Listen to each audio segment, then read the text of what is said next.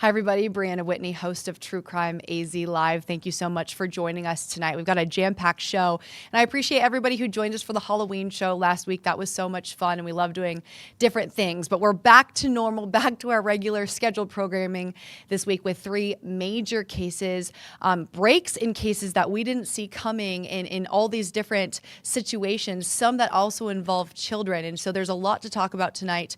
I want you guys to interact and comment, leave questions. I'll be able to address those tonight as we go forward with the live show. So let's start with segment number one, the big case tonight that's coming up.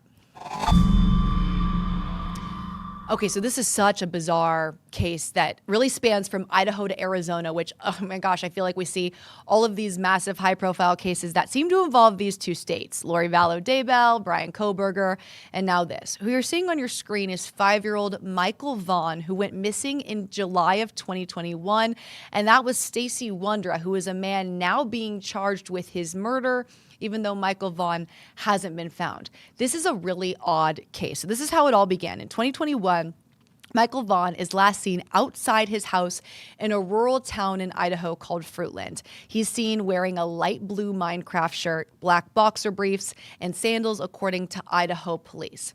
That was the last time he was ever seen. There was an extensive search for the young boy, but pretty quickly an odd tip comes in that Stacey and Sarah Wondra, a couple who live nearby, that Michael's remains may have been on their property. And what you're seeing here on your screen now is that somehow Idaho police were able to get a warrant to extensively search and dig their property back in 2022.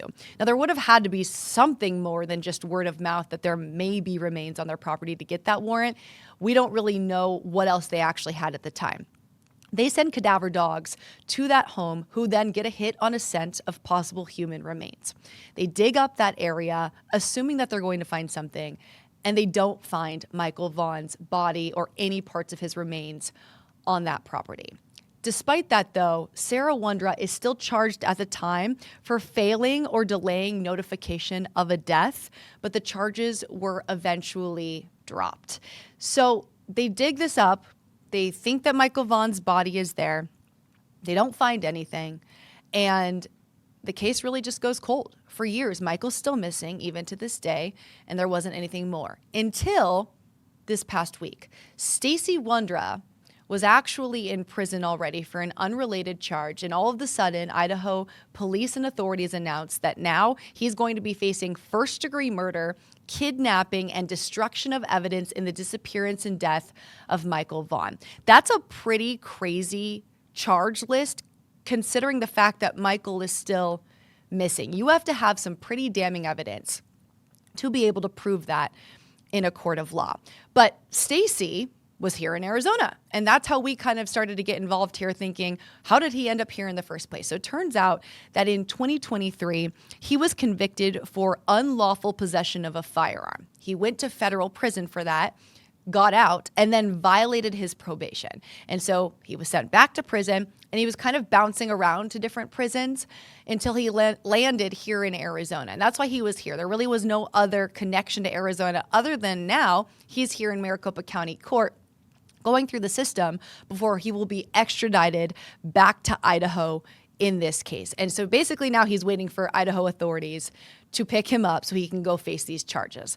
Because of that, we don't know why they're imposing those charges at this point in the case. It was very random.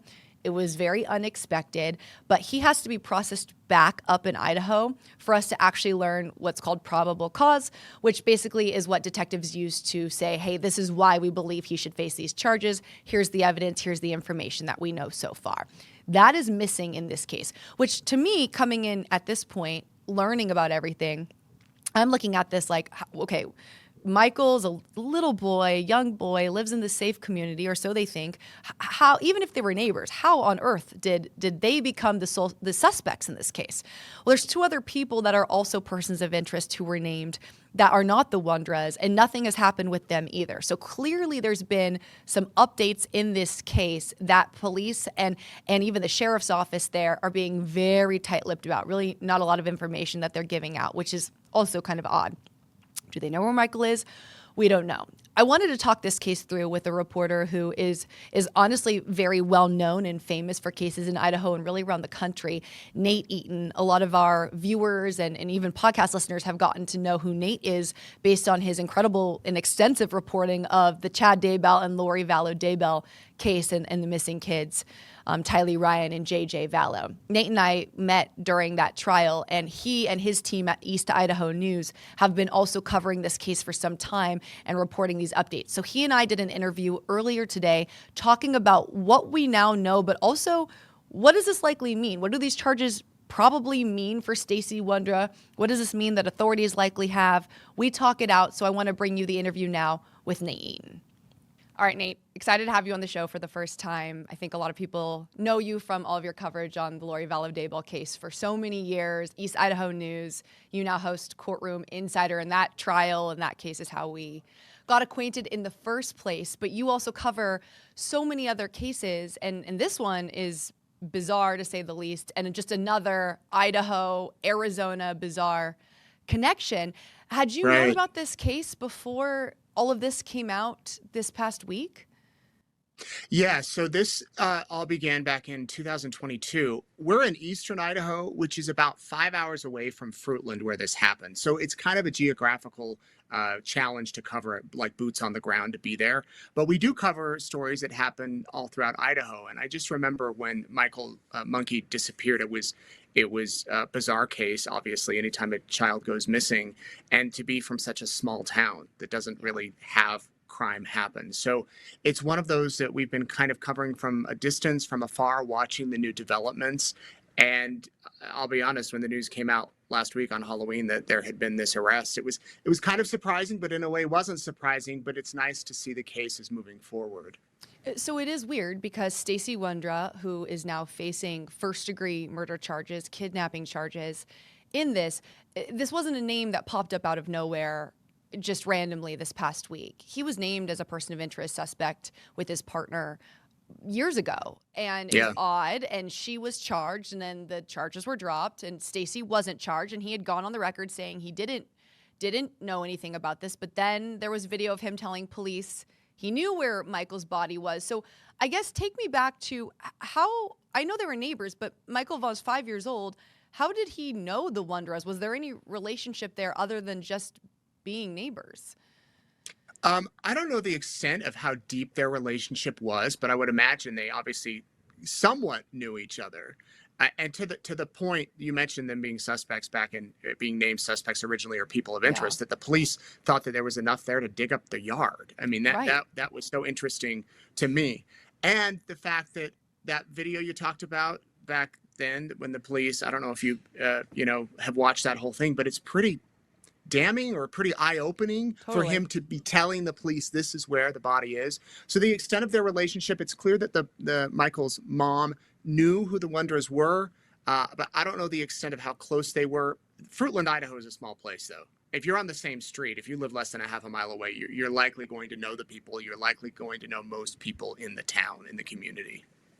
That's helpful to know. I was going to ask you that too. I mean, we know rural, small towns just in general, but are we talking like a couple streets? Like tiny? Farm community. The closest city to you where you'd go to a mall or to do shopping would be Boise, the Nampa area. It's small. I mean, it's very farmland community. I have a friend that just moved there to actually start a physical therapy practice or join in with one, and he had moved from a larger city and said it's very small town feel, which is, I think, why the fact that this happened there was so startling. Like a safe community, know your neighbors, that kind of thing. So they dig up the Wondra's backyard in 2022. And this was odd because the cadaver dogs found a scent. Then they get there, they dig it up. They don't find his remains. But there was a tip that had come in from somebody saying that Michael was buried on their property. Do we know, was that the only piece of evidence that police had to be able to get a warrant to dig up the backyard? Or was there more that they had found at the time that led them there? There may have been more, but publicly they have not released a lot on this case. In fact, if I think the police department itself maybe did one initial interview or statement when this happened, but they have been very closed-lipped since it happened. You would think, you've covered these cases a lot, Brianna, they've got to have something more. you'd think. I don't know if going to a judge for a warrant to dig up somebody's yard by simply saying, someone gave us a tip that he's there and the cadaver dog got a scent. I don't know. You'd think there would be something more, but as you mentioned, he wasn't found. Now there is the theory out there that maybe somebody moved the body from the yard that it was there and went somewhere else. So that's a great question, and I imagine now that the charges have been filed, if once he's extradited back here, if they decide to go with a probable cause hearing, we'll know some of that. We'll get some of that. We'll there'll be witnesses that testify to that. Yeah. If they go the grand jury route, then we might not hear about that until the trial. But we'll see what other evidence and information they had. I mean, it's odd, and also there were two other people that were named as persons of interest back in 2022. Do we know what happened to them? I feel like we've heard nothing since then. It doesn't seem like there's been other charges other than Stacey's partner, who then they were dropped. So where does that leave anybody else? Yeah, so Sarah was charged and in connection to this case, and then it was dropped, but now she's serving time for something else. And then, of course, Stacey was mentioned. Yeah. The other two, good question. Again, that's another thing that we'll see. And it seems that in this case, here we are almost 5 years later, when this, or sorry, 3 years later, almost 4, that this development comes out kind of out of the blue. And it makes you wonder if once they get Stacey Wondra in custody and he has an attorney and they go through, if he will start to divulge more information, or we will learn more about those other two people of interest. Or it could be simply that they name them and they don't have enough to go after them, and so they haven't. I assume too, I mean, in theory, they could also give them some sort of immunity to give up information too in the case against Stacey. They must feel that there's something more against Stacey than anybody else, especially given that it's first-degree murder. I mean, at least in Arizona, that's a pretty clear premeditation kind of evidence that they would have had to have, and that is hard given that there is no remains or body found, at least that we know of. Do we assume that has to come from DNA evidence or something to be able to file first degree, or somebody would have had to show some sort of premeditation, or is it different in Idaho?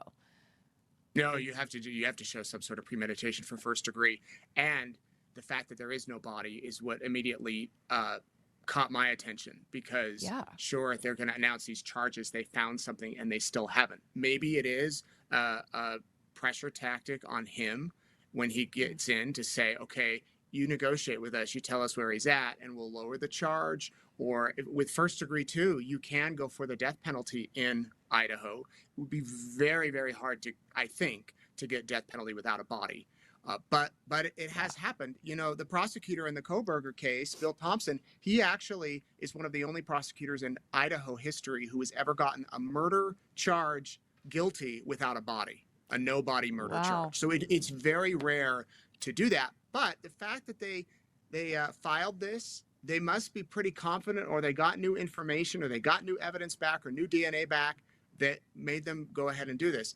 Of course, we'll probably know more once he is back here, and maybe in a year or two when it all comes together. But for now, there are so many questions. And that is hard, because typically when somebody is arrested, we get that probable cause document. We can see the details of what led to the arrest. But the problem is he was already in custody. And that was weird, too, having to go through what that was. Unlawful possession of a firearm. He was in federal custody, then let go, then violated the probation. And that's how he ended up here in Arizona. There was no other affiliation or connection with Arizona. He's been to several different prisons, federal prisons, around the states, kind of in the West, and ended up, so happens, in Arizona at the time of this. Interestingly enough, during his initial appearance, he was kind of asking, I need to let family members know, I need to be able to speak to an attorney type thing. That would lead me to believe he's probably not going to be very forthcoming, but who knows? Who knows? I mean, we just don't know. And if he's familiar with the legal system and he's faced charges before, he probably knows enough to say what will help him. I would imagine he's going to look out for whatever will benefit him. Yeah. And if it is a fact, one would hope that he would come back and say, I did it, here's where Michael is. Sentence me. That's likely not going to happen. But the prosecutors could go in and say, let's talk. Let's try to get a plea agreement out of this. If Michael is still in the state of that he can be found. There's these other cases where young children, they do horrible things to them, and they're not unable to be recovered because they're in a body of water, or they're they've been tortured, or horrible things happen to them. So I don't know. And what was interesting to me in that initial appearance there in Maricopa County, Brianna, is that he acted like he didn't know the system. Like, well, Right. I don't really know what this is about. But as you mentioned, he does have priors. He has dealt with the court system before. He knew enough to waive extradition. Exactly. You might think, oh, let me get an attorney here. But again, and then bond was set so high. So he knows enough that he's not going to be walking free for a long time unless he can post that big bond amount. Well, totally. And certainly he knows he was being investigated for this crime. I mean, that wasn't news to him either.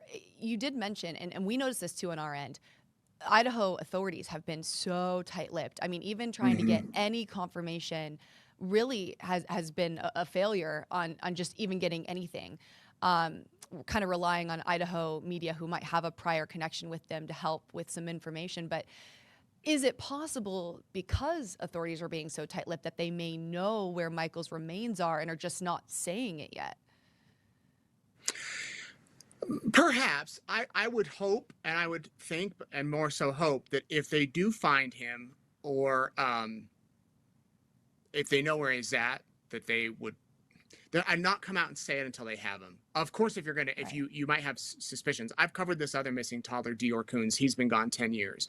And they get all sorts of tips from all over the place. Check here, check here. They follow up on them. There are certain areas where investigators might believe Michael could be.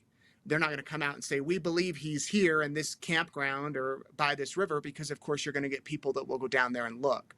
Yeah. What I hope is that if he is found, when he is found, they do come out immediately and say he has been found. And I don't think they would hold that back. Again, it's a small police department. It's a prosecutor's office that is not used to handling these huge cases. Yeah. I think even in the news release on Friday, they didn't even name Stacey.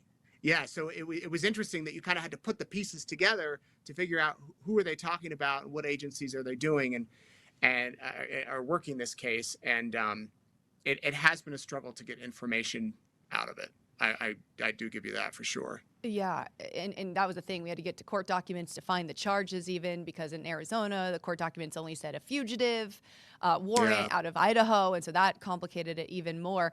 Based on the terrain of the Fruitland area, like some people think, just in general, like even here in Arizona, people think it's really populated in Phoenix, and it is, but then obviously the outskirts, there's a ton of desert areas, which honestly makes it really difficult when you're searching for remains, because they could literally be anywhere and it's so vast. I assume that could maybe be the same situation with farmland too, if it's vast and rural. Are there many places that he possibly could be? I mean, they obviously don't believe he's alive anymore. Right. Yeah, they've said that publicly. You could drive 10 miles in any direction, Brianna, and dispose of somebody who would likely never be found. There is the with farmland. I'm just trying to pull up the population of Fruitland right here, just to kind of give you an idea. Yeah. But there is farmland that farmers work every season. So they do work the ground. And while it might look remote to me or you as we're driving by, they're out there, getting their crops. They're out there. So that land would be worked. I would think, though, the bodies of water might be more problematic. The deep bodies of water, not the canals or whatever. So Fruitland, to give you an idea, Fruitland itself proper has less than around 5,000 people. Oh, yeah, really small. Yeah, so it's quite small. I mean, they have the mayor. It's right kind of near the border, but more toward the Boise end of things. So I know many of you aren't familiar with Idaho, but it's not a hugely populated area. But you can be in Boise in an hour, which is a large populated area. But you could also drive to the forest and where no one visits for decades and dispose of someone. So it really is, unlimited possibilities. You'd think, though, that they could track the cell phone pings, maybe stuff like that. I mean, you'd hope so. It feels like that's the way that things go these days, or any. Well, I guess part of the issue here is like surveillance footage or any sort of doorbell ring cameras. That seems less likely there, which that becomes hard. But yeah, cell phone pings, unless they were smart enough to leave the phones at home, turn them off, and not take them. I don't know. The weird thing, and this still blows my mind as somebody who's learning about the case now as it's unfolding. What would have been a motive for the Wondras, an adult couple, to take the life of a young 5-year-old boy who is not part of their family, just a neighbor? I mean, do we know anything at all about that? No idea. No clue. I mean, that's the question. Was it just a spur of the moment action if they did do something? But the fact too that maybe one person might have a inclination to do it, but to have two people involved, I don't know. And there's so many questions with this one because, as we said, I remember the day that they were digging up that yard. It's like, wow, they must really think he's there, and seeing the bulldozer and they're ripping up the yard and nothing, and obviously there was some sort of hint to do it. So I don't know why they would do this. I know that the family is just crushed and it's taken forever. Whatever it is, though, it's interesting to me. Something big must have happened in the last week or so to have the charges come down. Yeah. Whether they got DNA evidence back, whether they got a really solid tip, whether they got something in. I'm just curious what that is. Why now? And why on Halloween Day they send out the release? They were ready to announce it. It's just an interesting development. Totally. Obviously, I know a lot of people are following this as it unfolds further, and hopefully we'll learn more once he gets back to Idaho, is extradited, and we get court paperwork filed there in the case. I assume you're going to be covering this as it continues. Where can people find you? I already know you have a huge following, but if people are watching and they don't know, or they want to be able to follow your work and everything you do, where can people watch and consume your content and all the news that you report typically? Well, I probably post the most on Facebook. That's Nate Eaton Reporter. But EastIdahoNews.com is the place. And I have to shout out our partners in the Boise area that have really been covering this, from the Idaho Statesman's, KIVI TV. We work with them because it is so far to go. But should this go to trial, one, I doubt they would, and I say should because, there could be a plea agreement. But if it does go to trial, I doubt they would hold it there in that very small community. It could be hard to get a jury. It's possible, though. So it could be moved to Boise, where Lori Vallow and Chad Daybell had their trials, where Brian Kohberger was going to have his trial. It's the biggest city in Idaho, and they have more potential jurors. So I would imagine that could happen, and that could be a year away. But we'll cover it then. If it goes to full trial, we'll be there, and that's when you'll hear the witnesses, you'll hear the evidence, and hopefully finally get some answers to the questions that you and I have. Yeah, God, Boise has seen so many massive cases recently, which is so wild. And I guess, if they're happening in small areas, they got to go to the big city for the jury pool. But it's just crazy to think that they could have another big high-profile one on their hands. I know. Just almost one after another. Vallow, Daybell, Kohberger. Possibly now this. I appreciate all your insight on this, and it's so nice always getting to work alongside you. So thank you for coming on the show, and I know we'll stay in touch. Again. I know, so good to see you, and outside of the courtroom too. So that's great. Right. All right, thanks, Nate. I appreciate it. Love getting to talk to Nate. He is such a good reporter. He does such good work in Idaho and really covers cases now all over the country, just like we do on this show too. So I appreciate Nate for coming on True Crime AZ Live for the first time, hopefully not the last that we'll see him. And of course, all of us will be keeping up to date on the Michael Vaughan, Stacey Wondra case and what unfolds from here and why they were led to a first-degree murder charge, even without the remains or any sort of inkling as to where Michael Vaughan is, at least that they're saying publicly as of now. Stick around. We're heading to segment 2 next. It's a wild case that's been unfolding and a shocking turn of events here in Arizona. Criminal Mindset coming up after the break.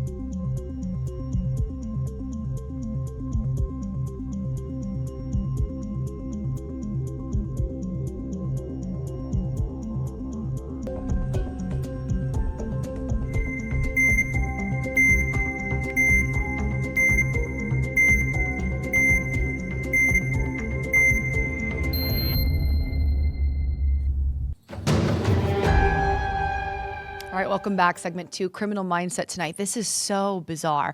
And this case actually began about a year and a half ago, and I covered it at the time. You had a dad who was arrested for leaving his 2-year-old daughter in a hot car in the middle of the Arizona summer, who then died, and he was charged for it. But this case had some really bizarre aspects. We see this in Arizona, honestly, way too much, which is a complete tragedy in our state, given the fact that it does get so hot here.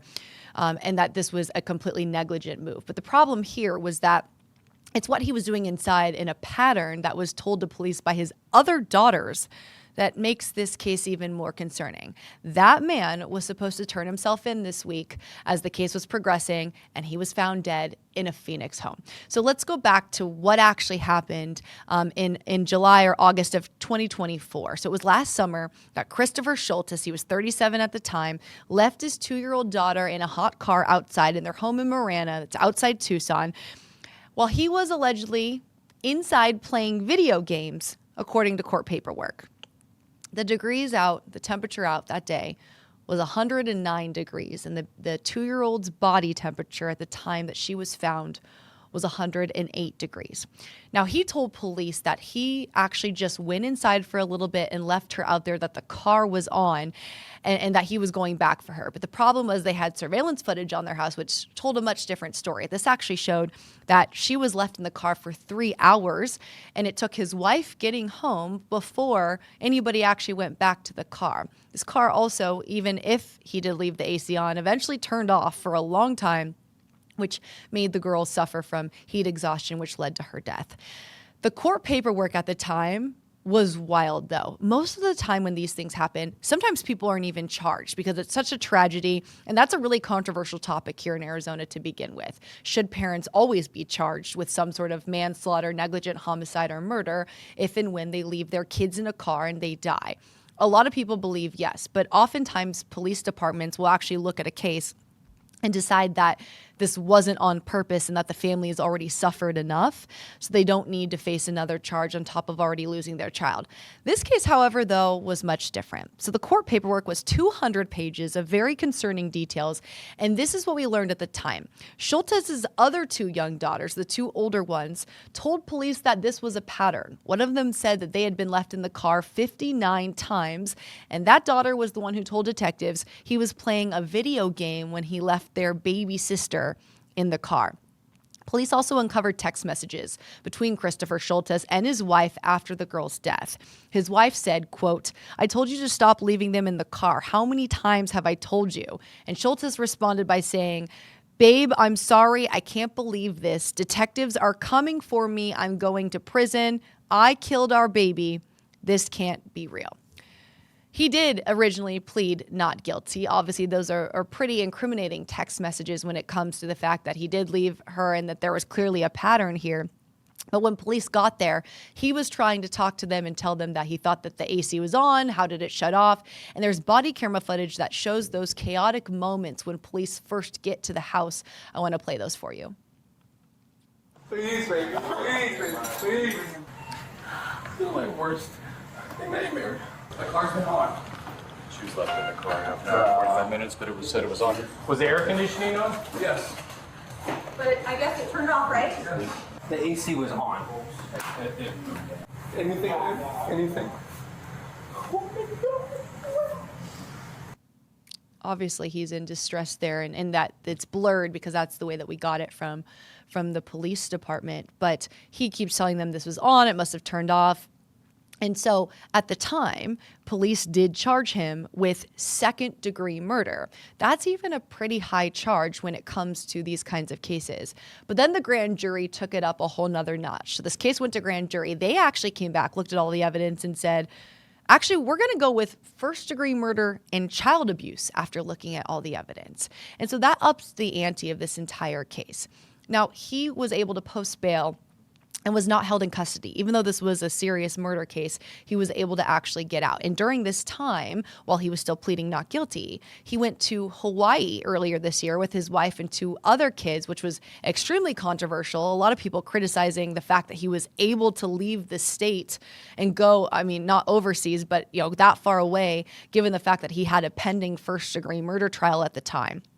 So fast forward to last month, Christopher Scholtes unexpectedly takes a plea deal.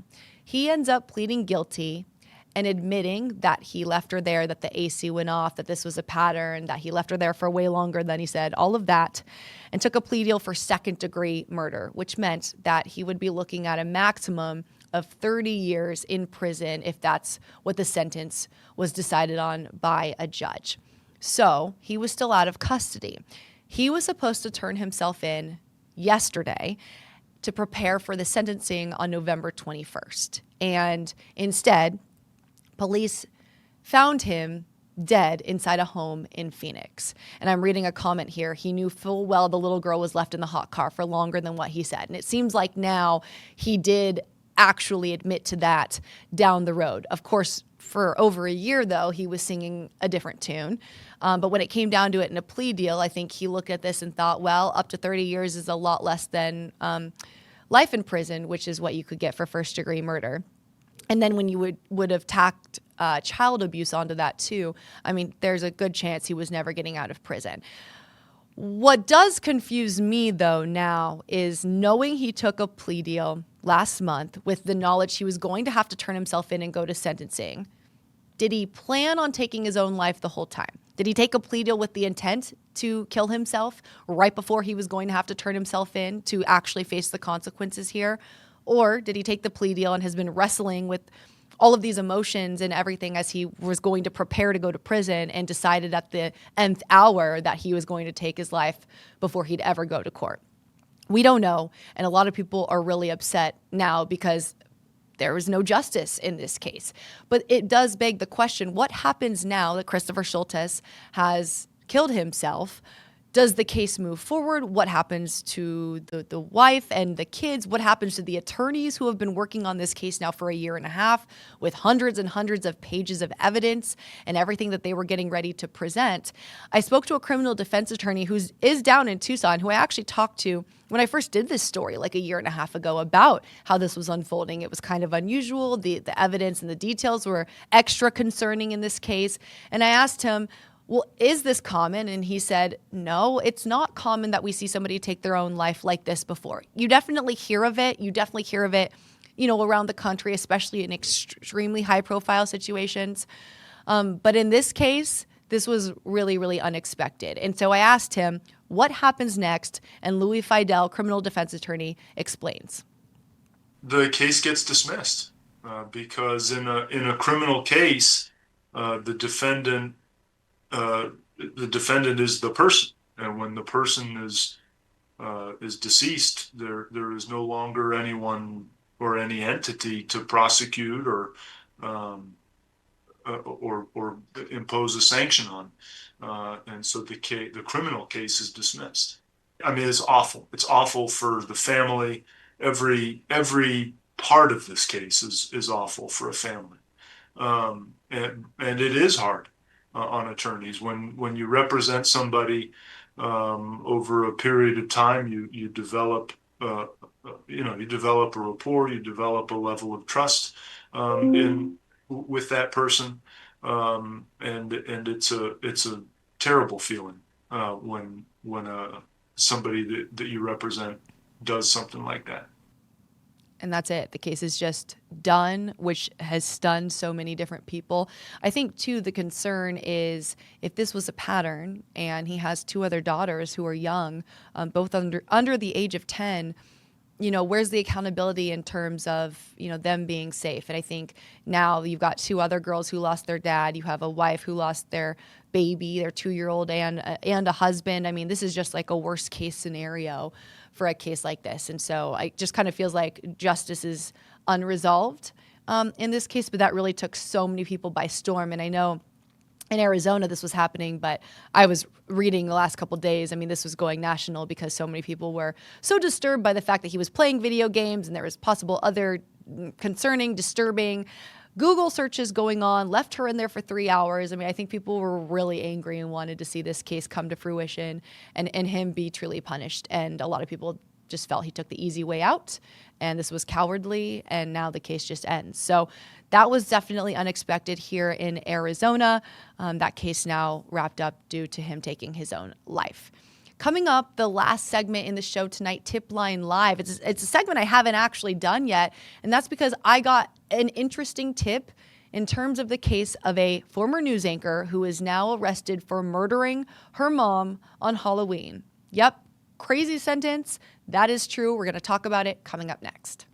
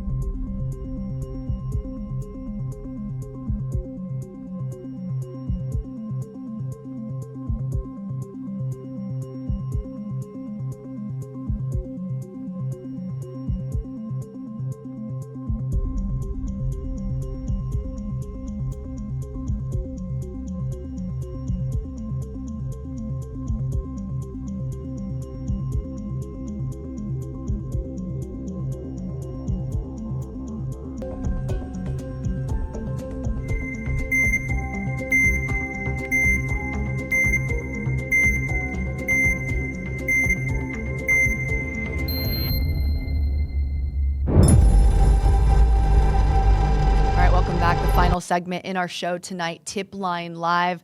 This case is so odd and it is so surprising, and I'm learning details as we go. And the reason this is Tip Line Live is because somebody reached out to me, a source, who said, I used to work with this woman and I have some information for you. This is the former news anchor, Angie Mock. She worked in many different markets, though she had transitioned to a sales role. But she is now charged with first-degree murder for allegedly stabbing and killing her elderly mother. Okay, there you go. You can see them on your screen right here. Anita Avers, that's her mom, 80 years old. She was found unresponsive in the home and was eventually pronounced dead at the hospital. That's what Angie Mock used to look like. People are very concerned about these mugshots that are coming out as this case unexpectedly plays out the way that it has. So this is how we learned about it from Wichita, Kansas police. According to Wichita PD, officers responded to a reported cutting at a residence. I truly have never heard of a cutting. Like, what does that even mean? I don't know. Apparently that may have been how Angie Mock reported this, and then that's what they put in their system. But either way, they respond to a reported cutting at a residence, and that's when they find Anita Avers unresponsive and stabbed on the floor of her home. Angie was also taken to the hospital for some sort of injuries, but then she was booked into jail on a first-degree murder charge with a bond of $1 million. Now, off the bat, that tells me right there that this was not just spur of the moment. There was something that led up, that there was likely premeditation for this to be first-degree murder and a $1 million bond. And there's definitely parts of the story that we're not getting yet, we haven't been privy to in court documents. But we do know somebody saw Angie Mock right after the stabbing, and that was a neighbor and her boyfriend. Angie reportedly comes running to them, and I want to play some of that sound for you when the neighbor is recalling to a reporter what she saw happen in her encounter with Angie Mock. There was a woman who came and approached our vehicle with blood, like her hands were filled, her body was filled with blood, asking to call 911. He seen it from the corner of his eye, but he didn't really pay attention, and then as soon as he looked up, the woman was like, help, help, 911, 911. So he was like, oh, 911. I asked her if she was okay, and she was pretty shaken up, and she seemed scared, and she just ran off. So weird. So we know from listening to a 911 call and also looking into some other reports that have been coming out that Angie told police on the phone that she stabbed in self-defense. Clearly, though, they don't believe that story based on these charges alone.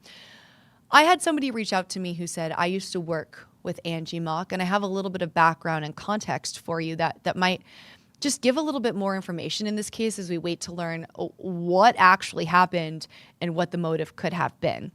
Here's what I was able to learn about Angie's past. She worked as a news anchor and reporter at Fox 2 in St. Louis from 2011 to 2015. But before St. Louis, she also worked in a bunch of news stations around the country, including Oklahoma City, Missoula, Rochester, Minnesota, and Lincoln, Nebraska. And that checks out because in the news industry, you typically start in smaller markets and then work your way up. And so it seems that she had worked her way up to Oklahoma City and St. Louis in these bigger markets. from those smaller ones. But according to her LinkedIn now, she was most recently working in sales for a data management software company at the time of her arrest. And you can see it right there. There's her LinkedIn. That's what she reportedly looked like, and that's what she was doing. And her LinkedIn also mentioned multiple times that she was a veteran in the news business, took that skill set to her new job. So everything on paper and online looked like she had a great life and a great career and had made this career move. To go to that, what you're seeing on your screen now is so shocking. But the person that I talked to who worked with her in a previous news market told me a couple things. One, that she was super nice and people who knew her were texting just completely stunned, shocked, and honestly nauseous. No words. Like, there's no way that the person they knew, this woman, could become what they were seeing now with these charges.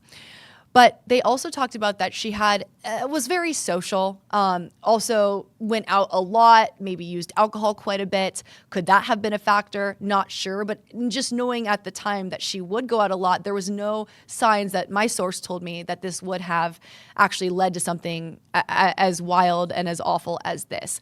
But potentially the most interesting thing that I learned from my source who knew her was that even years ago, this was many years ago, she had alluded to some interesting relationship with her mom. There was something off or odd there. And that might explain a little bit more as to why there's a first-degree murder charge and what there might be there with premeditation. If there was some sort of issue that had been brewing that was documented, that might actually change things. And so I think that kind of gave a little bit of context, like this wasn't just some, a random thing that happened spur of the moment. When I first saw this, I also thought maybe, her mom was sick and she was putting her mom out of her misery. Now, why you would choose to stab your mom to put her out of her misery, that would make really no sense. But that was the only logical thing you could come up with if you're looking at this from an outside perspective, thinking, okay, maybe there was like some sort of I don't want her to be in pain anymore.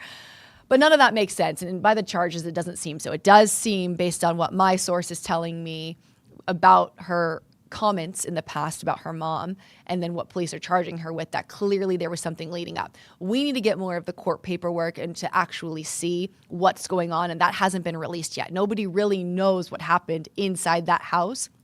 Part of that also might be that Angie was in the hospital as well. They might be doing a mental evaluation on her. I saw somebody just commented saying that there's likely or could be substance abuse at play. And I would agree. I mean, I think you look at those pictures, those mugshots, those were taken in the jail after this. And clearly, that is not the same person who you're looking at on your screen right now. Something was wrong. Something had happened.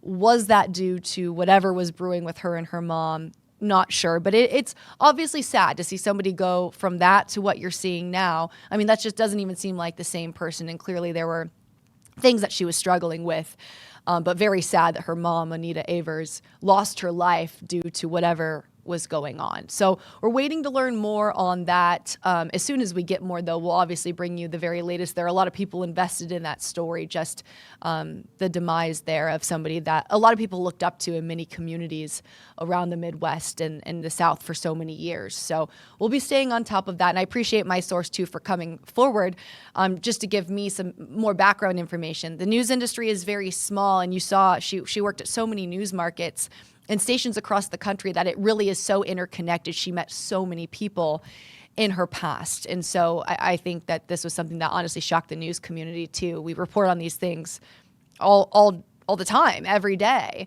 And then to see, somebody that was a role model who did this profession actually now be the perpetrator, the suspect, it's just something that we don't typically see. And that really kind of can shake up everybody who looked up to her. So thank you so much, everybody, for joining us. We appreciate it every week. We'll be back next week.